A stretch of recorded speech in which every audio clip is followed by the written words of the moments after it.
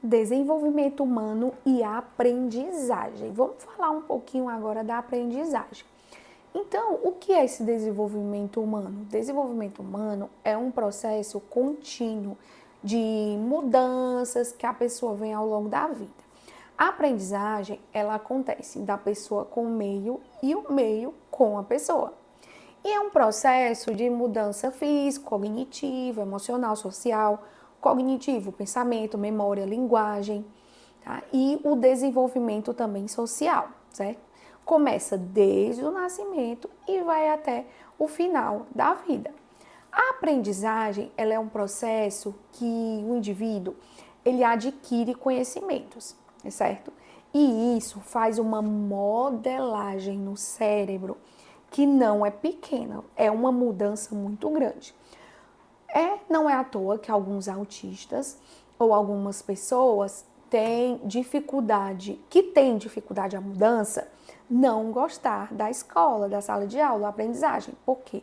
Acontecem muitas mudanças químicas no cérebro quando uma pessoa aprende. Então, a aprendizagem pode acontecer pela experiência, pela interação com o ambiente e também com alguns estímulos adequados. Também pode ter uma aprendizagem muito significativa e bem participativa. E aí, a relação a relação da aprendizagem com o indivíduo, ela é uma relação que ela precisa da memória, ela precisa da atenção e ela também precisa de dois movimentos, que é a influência da aprendizagem e a estimulação para esse desenvolvimento. Então, eles são interdependentes, certo? E aí, o que a neurociência fala sobre isso? A neurociência, ela estuda o cérebro, certo? E como ele se desenvolve, como ele aprende, onde está cada coisinha no cérebro. Então, a neuroplasticidade, ela é o ponto central, é o que fecha.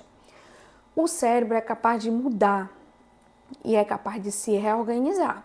Como? Criando novas conexões neurais, aprendendo com as experiências, adaptando ao ambiente. Então, isso significa também que todo aluno pode aprender. Mas aprender o quê?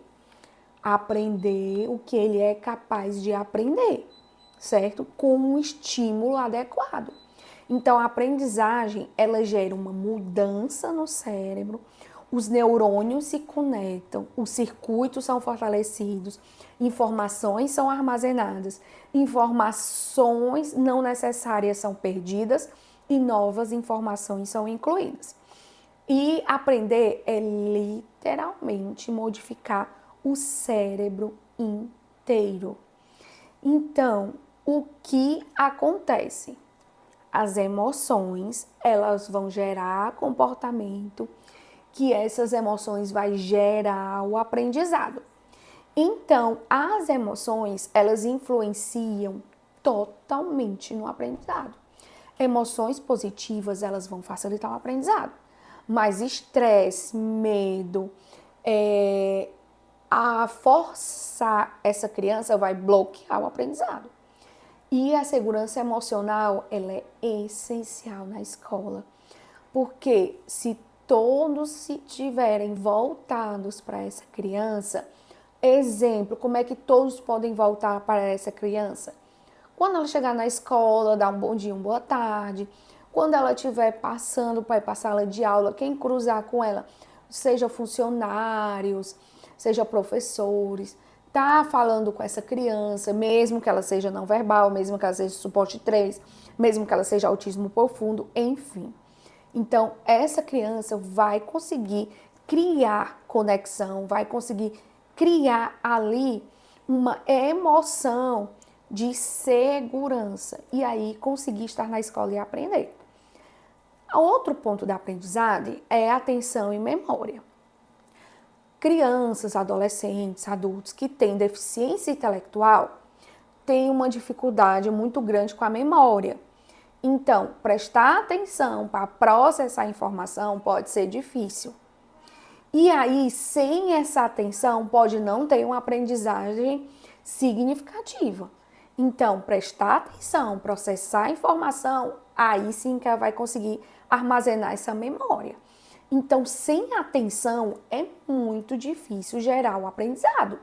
Então, por isso que uma criança com TDAH é tão difícil de aprender. Porque TDAH é um déficit de atenção. Então, como é que ela vai aprender se ela não tem atenção? Né? Então, precisa ensinar essa criança, esse adolescente, a ter essa atenção. E cada cérebro aprende diferente, de ritmo diferente, de forma diferente. Por exemplo, existem tipos de aprendizagem: auditiva, visual, sinestésica, que é os dois juntos, e também o físico concreto. Então, tem crianças que só aprendem no concreto. E isso funciona na educação inclusiva, e isso funciona com adaptação de informações em sala de aula. A adaptação do currículo não é trocar o currículo, não.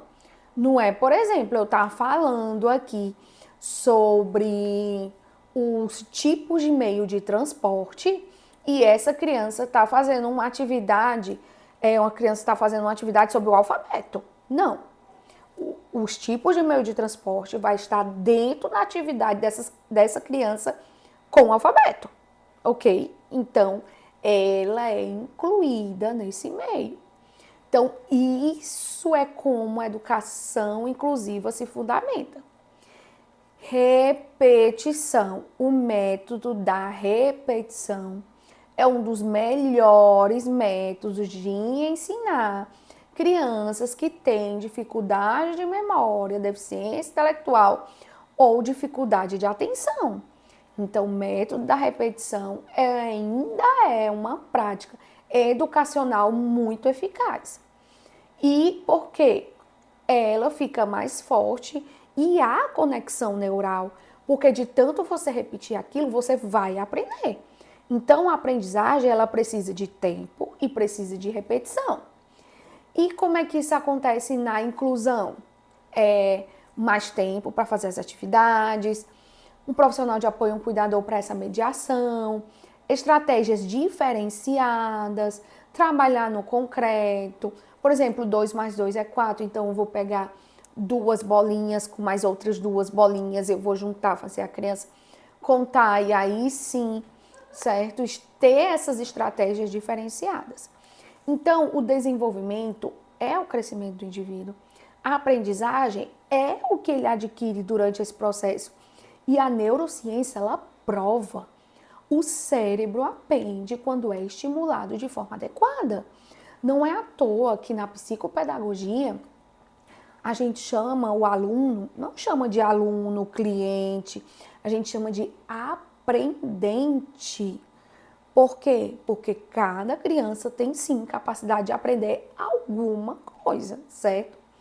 E aí, essa criança precisa de uma rotina estruturada, precisa de repetição, precisa do cuidador, precisa de um ambiente seguro e com tudo isso, a criança vai longe, ela vai aprender.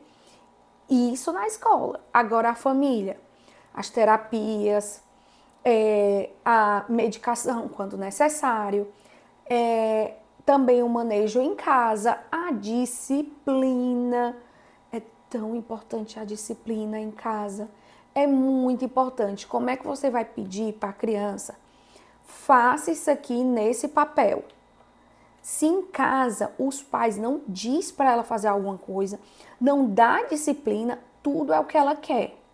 Então, ela não vai entender o comando. Ela não vai entender que eu tô pedindo para ela fazer aquilo ali. Ela vai dizer, eu não quero, não vou fazer.